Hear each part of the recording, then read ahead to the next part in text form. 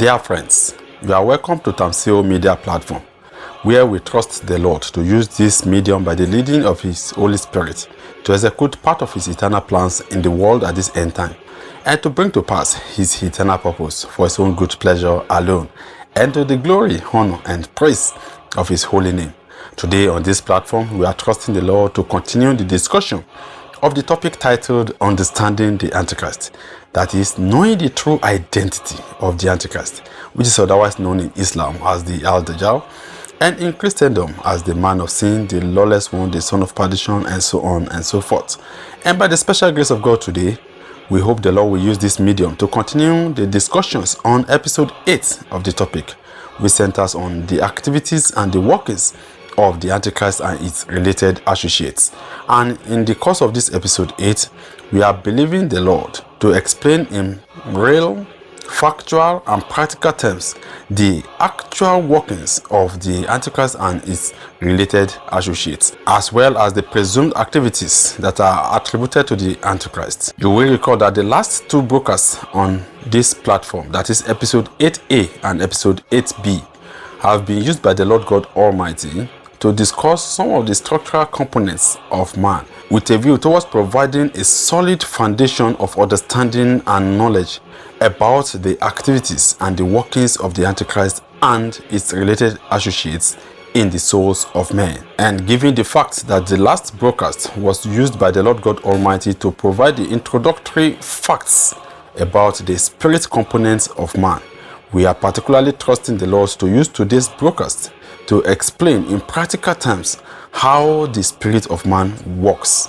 And for more on those introductory facts about the spirit components, we strongly suggest that you should watch the last broadcast, that is episode 8B of this topic. But just as a quick reminder, let's trust the Lord to remind you that in some of the previous broadcasts on this platform, you were made to understand that the Antichrist related associates are the knowledge of good and evil, the false prophet, which is the conscience, and the image of the beast, which is the ideology of the fundamental human rights of man, and that man is the principal partner of the Antichrist and its related associates, given the scriptural fact that the Antichrist and its associates are all spirit beings that are not physically visible to the physical eyes, and as such, they live in and depend on the body of man to manifest physically.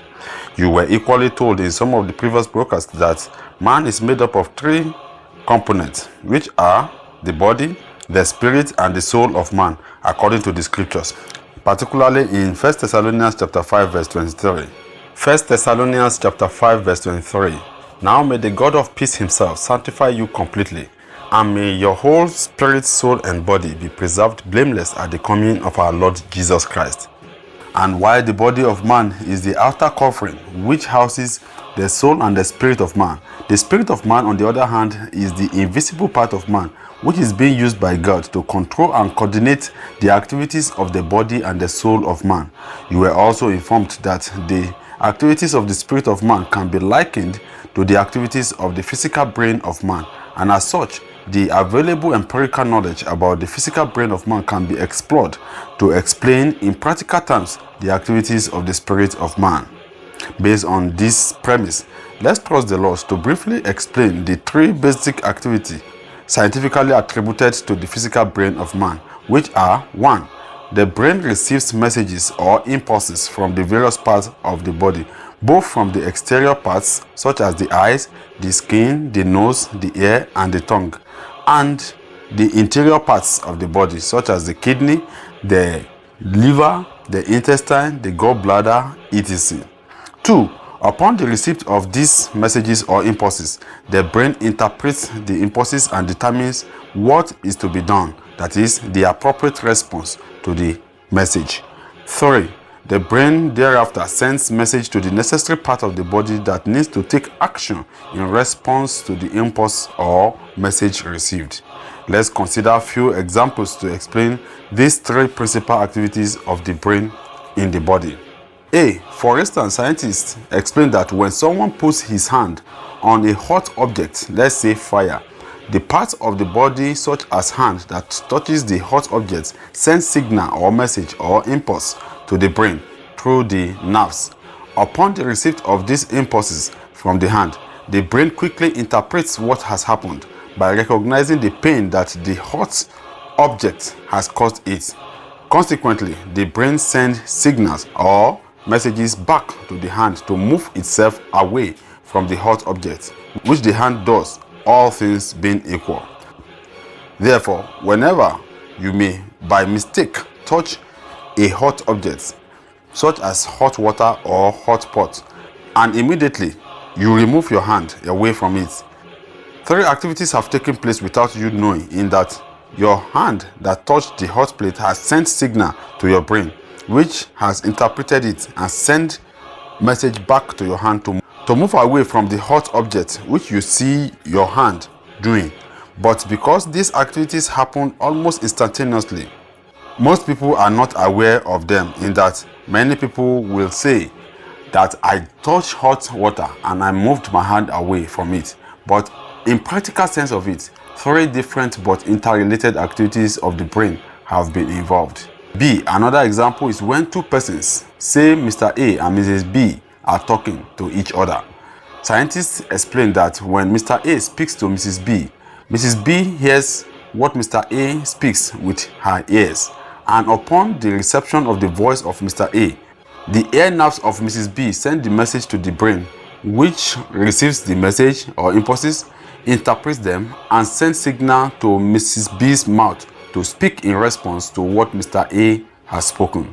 Even though these 3 basic activities of the brain are taken for granted because of its seamlessness and instantaneous nature, yet the fact remains that for every action of a physical man, the brain is scientifically and medically believed to be responsible for it. And C. Just as the brain is said to control the activities of the exterior part of the body, that is the same way the brain is said to be the one controlling the interior, that is the internal organs of the body, in that the brain also receives messages from internal organs, process these messages, and initiate response to these messages. Let's take a common example of what happens before a human being urinates. According to the scientists, when the gallbladder inside the body of man is filled with urine, nerves from the bladder send a message to the brain that the bladder is full.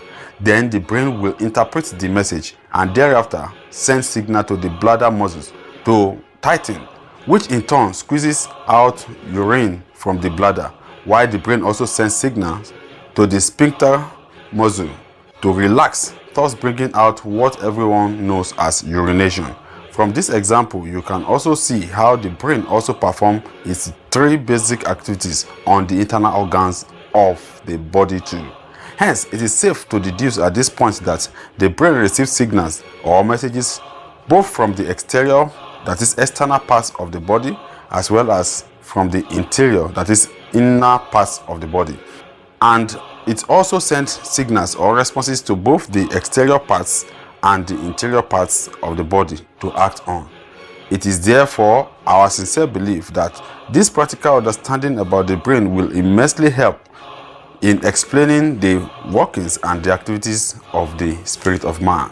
And even though these medically proven practical activities attributed to the physical brain of man seem to be very popular, convincing, and accepted, yet it may surprise you to know that it is not the scriptural reality of how to explain the actions of a man's body, in that, scripturally speaking, the brain, which is considered by the scientists as the most important part of the physical body, was never mentioned in the scriptures, particularly in the Bible or in the Quran, while other body parts such as the hand, the head, the heart, the kidney, the liver, etc. were mentioned in the Bible. No mention was made at any time of the brain in the scriptures.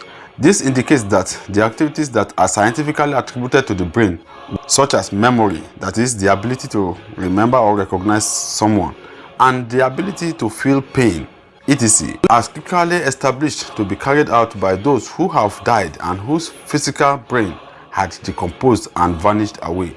For instance, if it is true that the brain is responsible for recognition and remembrance of someone, how was Samuel the priest, who was said to have died and be buried in 1 Samuel chapter 25 verse 1, able to recognize and remember King Saul and remember what he told him during his lifetime, according to 1 Samuel chapter 28, verse 13, verse 14, and verse 16 to verse 18. 1 Samuel chapter 25, verse 1. Then Samuel died, and the Israelites gathered together and lamented for him, and buried him at his home in Ramah. And David arose and went down to the wilderness of Paran. 1 Samuel chapter 28, verse 13. The king said to her, "Don't be afraid. What do you see?" The woman said, "I see a spirit coming up out of the ground." Verse 14. "What does he look like?" he asked. "An old man wearing a robe is coming up," she said. Then Saul knew it was Samuel, and he bowed down and prostrated himself with his face to the ground. Verse 16. Samuel said, "Why do you consult me, now that the Lord has turned away from you and become your enemy?" Verse 17. The Lord has done what he predicted through me. The Lord has turned the kingdom out of your hands and given it to one of your neighbors, to David. Verse 18. Because you did not obey the Lord or carry out his fierce wrath against the Amalekites, the Lord has done this to you today. Also, the rich man who was said to have died and be buried in Luke chapter 16, verse 20, was able to recognize Lazarus and also feel pains, according to verse 23 to verse 24 of the chapter. Luke chapter 16, verse 22. And it came to pass that the beggar died and was carried by the angels into Abraham's bosom. The rich man also died and was buried. Verse 23. And in hell he lifted up his eyes, being in torments, and seeth Abraham afar off, and Lazarus in his bosom. Verse 24. And he cried and said, "Father Abraham, have mercy on me, and send Lazarus, that he may dip the tip of his finger in water and cool my tongue, for I am tormented in this flame."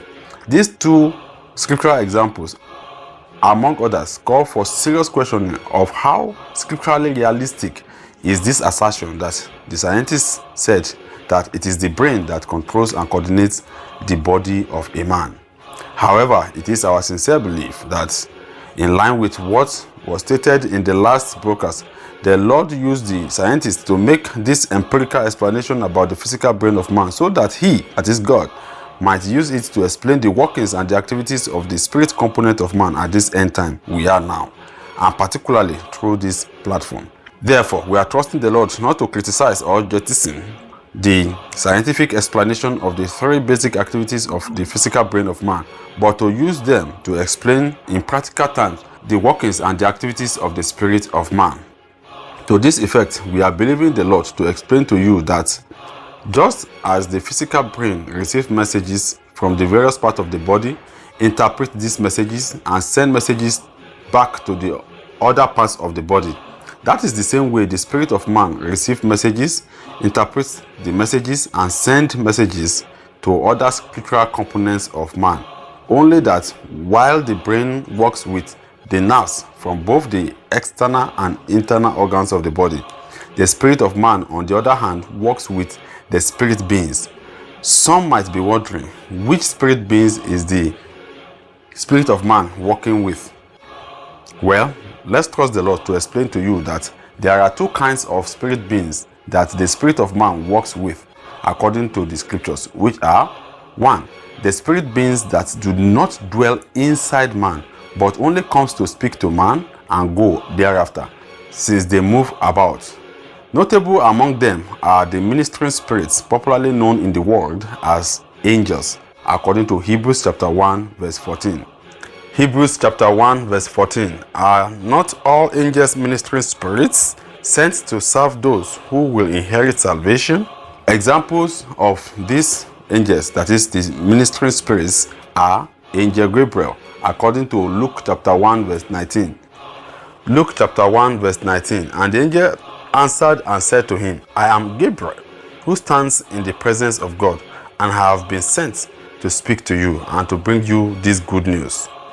Angel Michael, according to Jude chapter 1, verse 9. Jude chapter 1, verse 9. But even Michael, one of the mightiest of the angels, did not dare accuse the devil of blasphemy, but simply said, "The Lord rebuke you." This took place when Michael was arguing with the devil about Moses' body. Lucifer, popularly known in the world as Satan or devil, according to Isaiah chapter 14, verse 12 in in relation to Revelation chapter 12 verse 9, as well as in Quran chapter 2 verse 34, where Satan was specifically classified as an angel. Isaiah chapter 14 verse 12, how art thou fallen from heaven, O Lucifer, son of the morning? How art thou cut down to the ground, which did weaken the nations?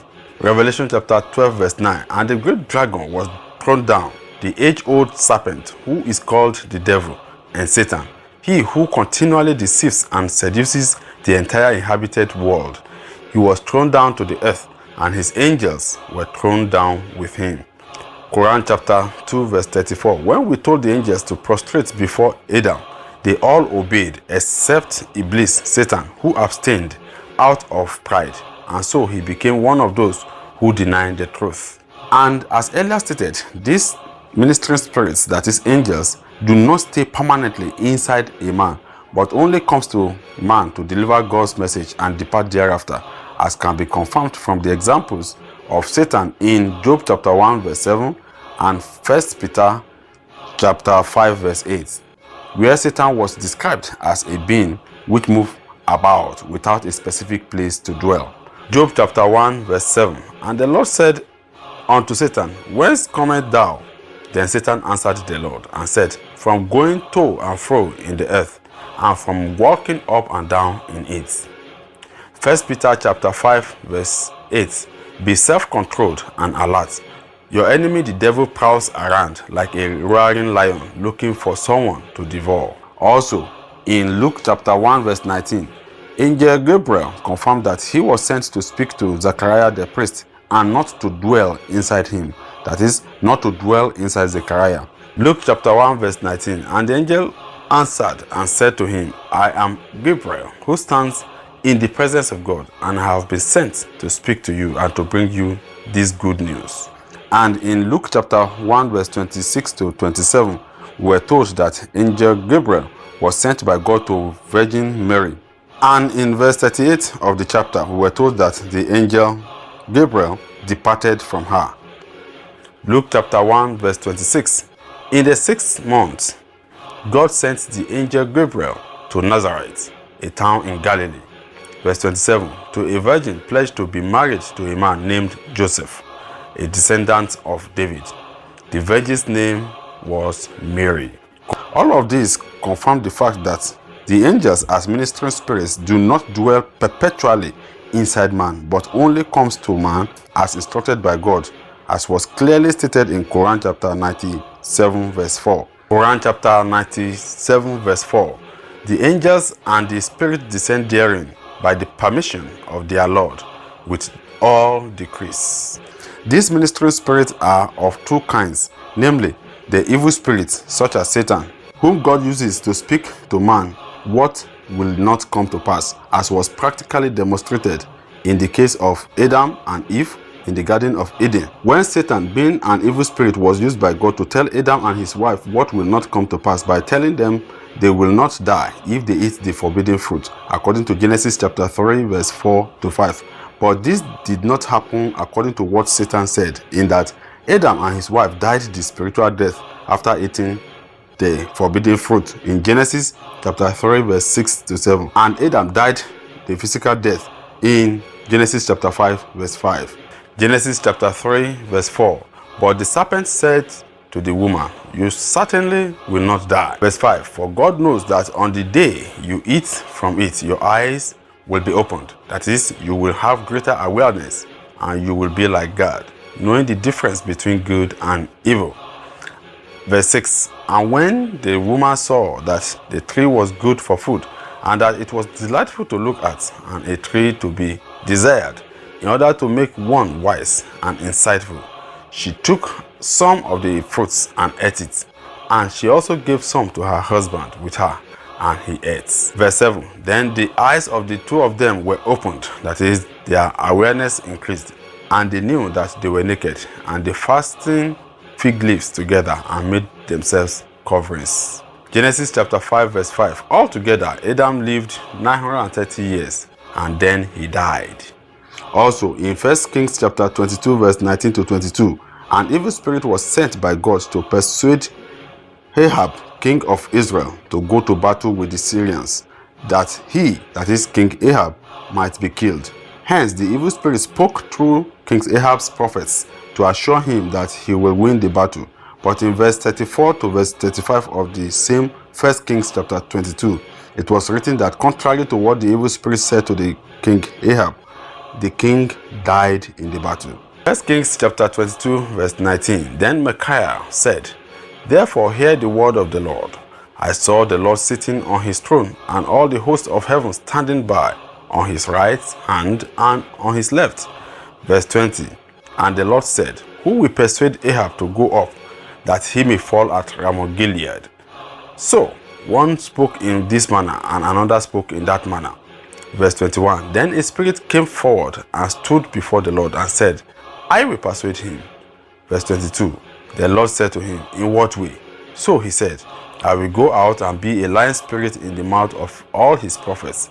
And the Lord said, You shall persuade him, and also prevail. Go out and do so. 1 Kings chapter 22 verse 34, Now a certain man drew a bow at random, and struck the king of Israel between the joints of his armor. So he said to the driver of his chariot, Turn around and take me out of the battle, for I am wounded. Verse 35, The battle increased that day, and the king was propped up in his chariot, facing the Syrians, and died at evening. The blood ran out from the wound onto the floor of the chariots. These two examples, among others, shows that the evil spirit is the ministering spirit or angels used by God to speak to man what will not happen in reality. And as you can see from the example of King Ahab, the evil spirits are also vessels in the hand of God, and they are beings used by God to execute part of his eternal plans and for his own good pleasure. B. There are also the good spirits, according to Nehemiah chapter 9 verse 20, which of course can be inferred to be the ministering spirits that speak to man what will surely come to pass, just like the example of Angel Gabriel, which we have earlier considered, who told Zechariah the priest that he will bear a son, according to Luke chapter 1 verse 13, and the words spoken through the angel came to pass, according to verse 57 of that same Luke chapter 1. Nehemiah chapter 9 verse 20, You gave your good spirit to instruct them. You did not withhold your manna from their mouths, and you gave them water for their thirst. Luke chapter 1 verse 13, But the angel said to him, Do not be afraid, Zechariah. Your prayer has been heard. Your wife Elizabeth will bear you a son, and you are to give him the name John. Verse 57, When it was time for Elizabeth to have her baby, she gave birth to a son. And in verse 30 to verse 31 of that same Luke chapter 1, the angel Gabriel also told Virgin Mary that she will bear a child, and it came to pass also, according to Luke chapter 2 verse 4 to verse 7. Luke chapter 1 verse 30, But the angel said to her, Do not be afraid, Mary, you have found favor with God. Verse 31, You will be with child and give birth to a son, and you are to give him the name Jesus. Luke chapter 2 verse 4, So Joseph also went up from the town of Nazareth in Galilee to Judea, to Bethlehem, the town of David, because he belonged to the house and line of David. Verse 5, He went there to register with Mary, who was pledged to be married to him and was expecting a child. Verse 6, While they were there, the time came for the baby to be born. Verse 7, And she gave birth to her firstborn, a son. She wrapped him in cloths and placed him in a manger, because there was no room for them in the inn. But it should be noted, however, that these two kinds of ministry spirits speak to man regularly, only that they are not physically visible to the physical eyes, except for some isolated cases. But the fact that they are not being seen with the physical eyes does not mean that they are not speaking to man. 2. The second category of the spirit beings that speak to the spirit of man is the spirit beings that dwell continuously inside man. This class of spirit beings dwell inside man without living, and they are of two kinds, namely, A. Those that dwell inside the soul of man. This type of spirit beings can be broadly classified into 1. The sixth spirit of power of God, which according to Isaiah chapter 11 verse 2 is made up of the spirit of knowledge, the spirit of understanding, the spirit of wisdom, the spirit of counsel, the spirit of the fear of the Lord, and the spirit of might. And 2, the Holy Spirit of God, or the spirit of light, which is the knowledge of good and evil. Isaiah chapter 11 verse 1. There shall come forth a rod from the stem of Jesse, and a branch shall grow out of his roots.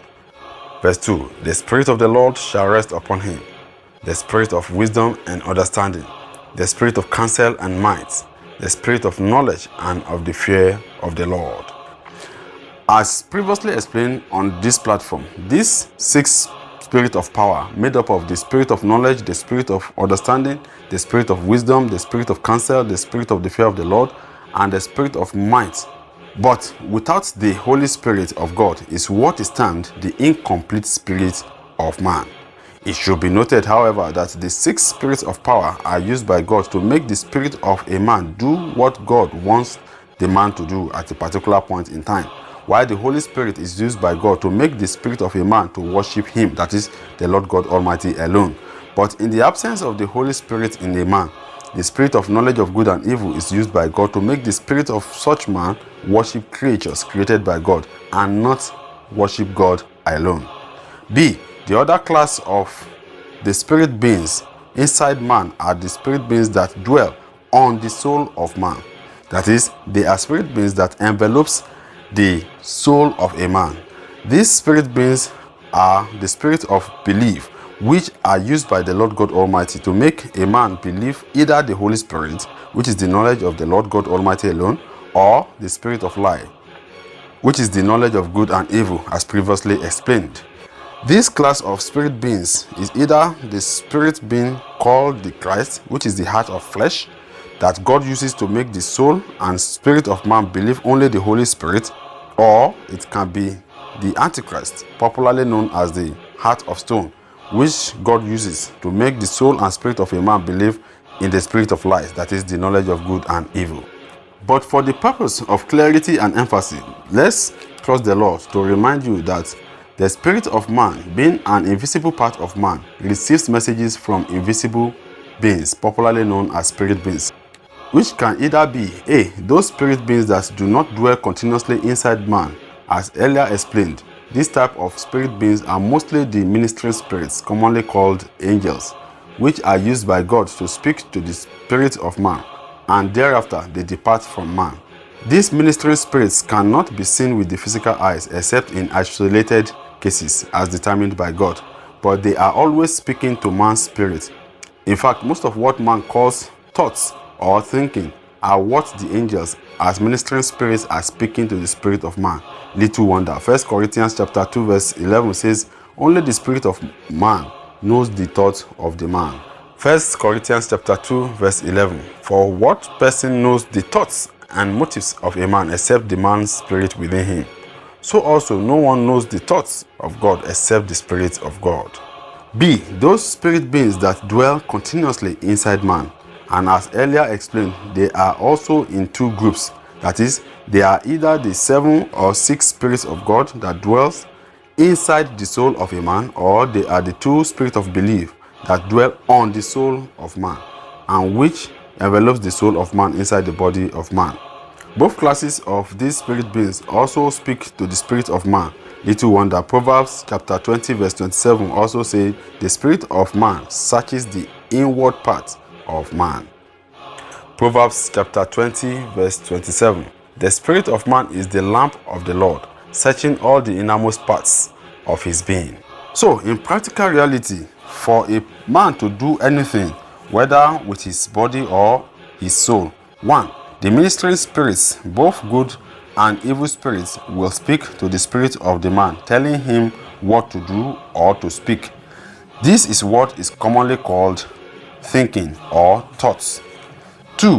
When the spirit of man receives these messages from the ministering spirits, the 6 spirits of power interpret these messages, process them, and issue response to the spirit of man.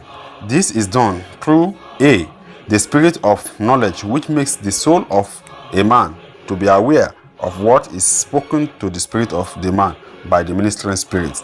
B. the spirit of understanding, which evaluates the various messages that are spoken to the spirit of man by providing the soul of man with better insight and analysis of each message that is spoken to the spirit of the man, and which the soul of man is aware of.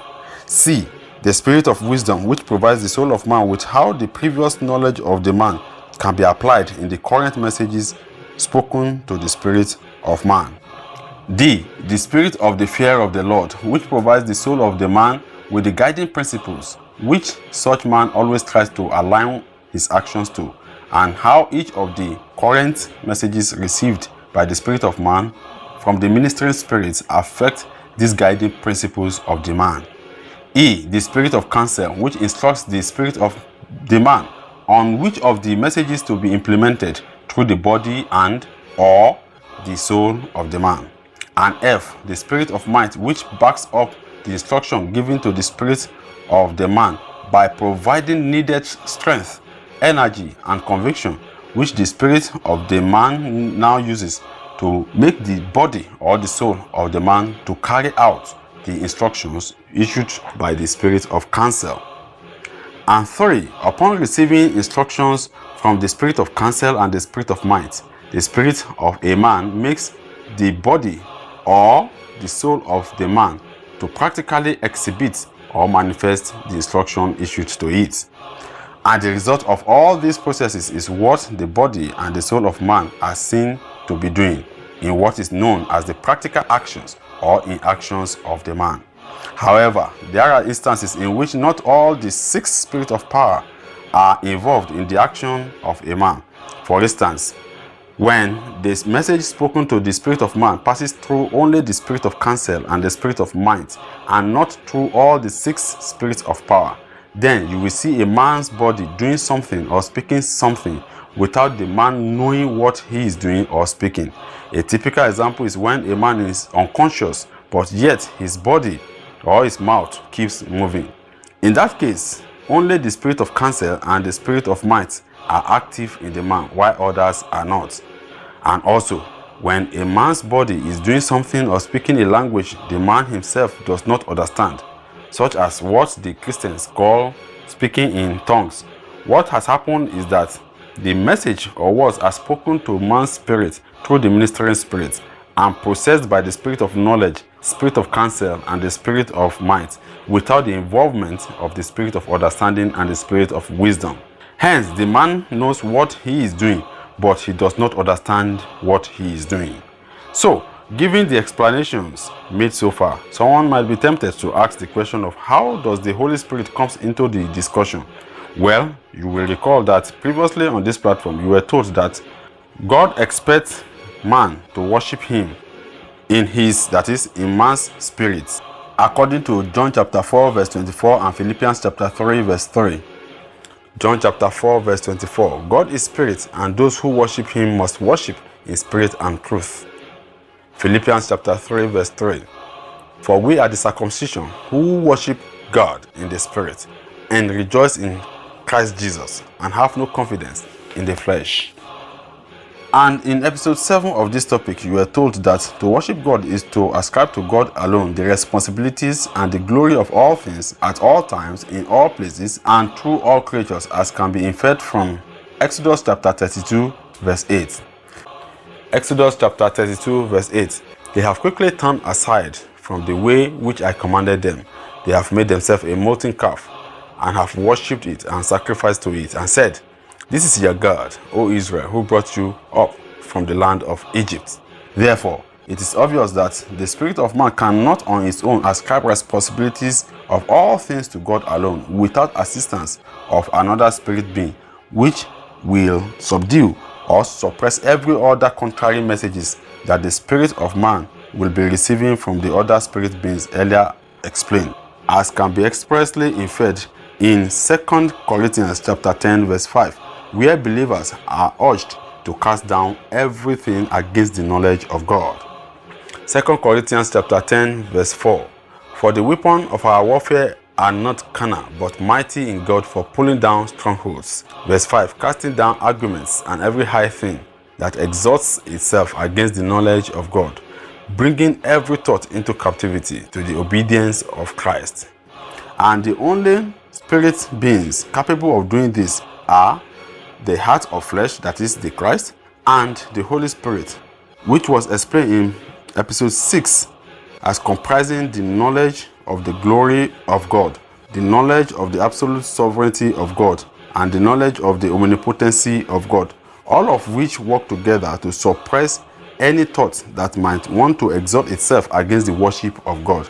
This implies that before God can be continually and perpetually worshipped in the spirit of a man, the Holy Spirit and the Christ, which is the heart of flesh, must be present in the spirit of such man, so as to subdue every thought that might want to stop the spirit of man from worshiping God. This explains why God breathed this Holy Spirit, previously identified to be the Spirit of God and the Spirit of life, into man at creation, according to Genesis chapter 2 verse 7. Genesis chapter 2 verse 7. Then the Lord God formed man from the dust of the ground and breathed into his nostrils the breath or spirit of life, and man became a living being. Therefore, we can confidently say that the presence and work of the Holy Spirit is indispensable if the spirit of a man is to worship God alone at all times, in all places, and through all creatures. However, it should be known that the Holy Spirit cannot be available in the spirit of the man without the Spirit of Christ, which is the heart of flesh, that will enable the Holy Spirit to perpetually dwell inside the soul of the man. We are trusting the Lord to use some of the subsequent broadcasts on this platform to explain more on this. From all of these expositions onto this broadcast, it is our sincere belief that the world can now understand that, in line with what was discussed in the last broadcast, the Lord God Almighty created the spirit of a man so that he, that is God, can use it to serve himself, by using it as vessel through which he controls the activities of the body and the soul of a man, by making it, that is the spirit of the man, to receive messages from the ministering spirit and the sixth spirit of power, and to use those messages to make the soul and the body of the man act in the way he, that is God, had eternally planned, for his own good pleasure and to the glory, honor, and praise of his holy name. But as you will have rightly noticed, there is no mention yet unto this exposition of the Antichrist false prophets among the spirit beings that interact with the spirit of a man. This is because even though the Antichrist false prophet, previously identified to be the conscience, is a spirit being too, yet it does not interact with the spirit of a man.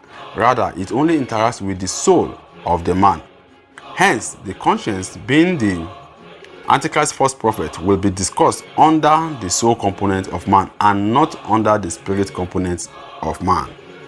At this juncture, let's trust the Lord to summarize today's exposition on the practical activities of the spirit of man as follows.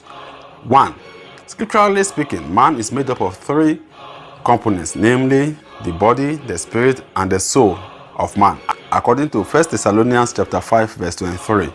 2. The spirit of man, as one of the scriptural components of man, controls the body and the soul of man by receiving, processing, and sending messages that are used to influence the activities of the body and the soul of a man.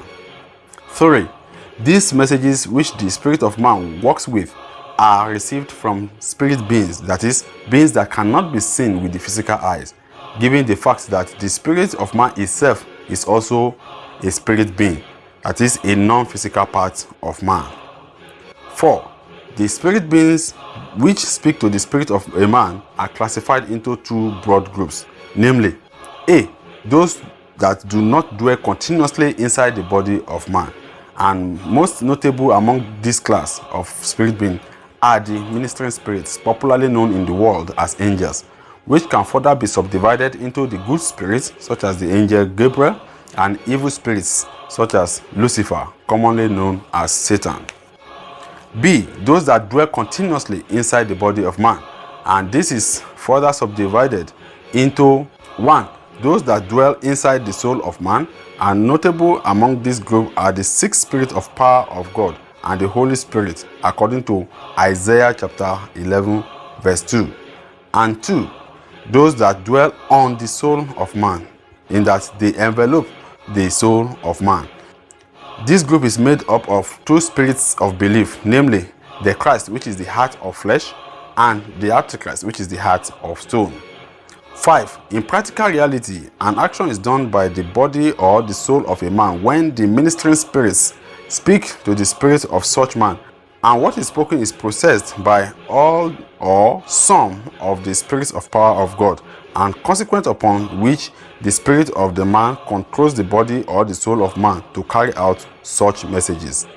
6. The principal role of the Holy Spirit and the Christ, that is the heart of flesh, in the spirit of man is to subdue every thought that wants to exalt itself against the knowledge of the Lord, thus making the spirit of man to see and worship the Lord God Almighty alone by ascribing all responsibilities to him, that is to God, as expected from man, according to John chapter 4 verse 24 and Philippians chapter 3 verse 3. With the way today's exposition has been explained by the Lord God Almighty, it is our sincere belief that the world can now understand that, based on the scriptures, the spirit component of man is what is doing most of those things that are attributed scientifically to the brain of the physical man. And for the spirit of man to carry out these activities, it has to interact with quite a number of spirit beings, some of which dwell continuously and perpetually inside the body of man, whereas some others do not dwell perpetually or continuously in the body of man. This class of the spirit beings that do not dwell inside man include the ministering spirits, popularly known in the world as the angels. And it also pleased the Lord to use today's broadcast to explain how the spirit component of man controls the activities of both the body and the soul of man.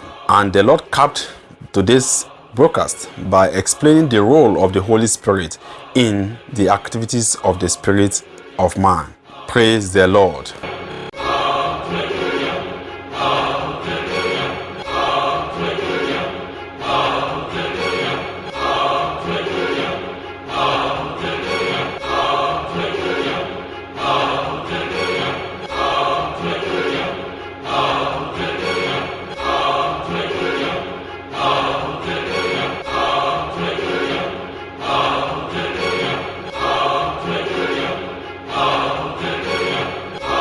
And having used today's broadcast to explain the practical workings of the spirit components of man, let's trust the Lord to use the next broadcast on this platform by the special grace of God to begin the rediscussion of the soul components of man. This is because the soul component of man has been previously explained in episode 6 of this topic. However, we are trusting the Lord that commencing from the next broadcast, some of the previously discussed facts about the souls of man will be discussed again with the view towards bringing out how, in practical terms, the Antichrist actually influence or dwell in the souls of men. This, we believe, will be the part D of this episode 8 of the topic by the special grace of God. And if this is your first time of watching any of the broadcasts, we would like to strongly suggest that you should watch the previous broadcast so as to know where the Lord has taken us from, and of course, where we are trusting Him to take us to. It is on this note that we are drawing the curtains on today's broadcast. And once again, we want to give all responsibilities, all glory, all honor, all adoration, all praise, all insight, all power, and all things to the Lord God Almighty, He who was and who is to come, even as we join the innumerable company of the heavenly host to sing unto Him, Hallelujah, for the Lord our God, the omnipotent reigns. And guess what? He lives and reigns forever and ever. Amen.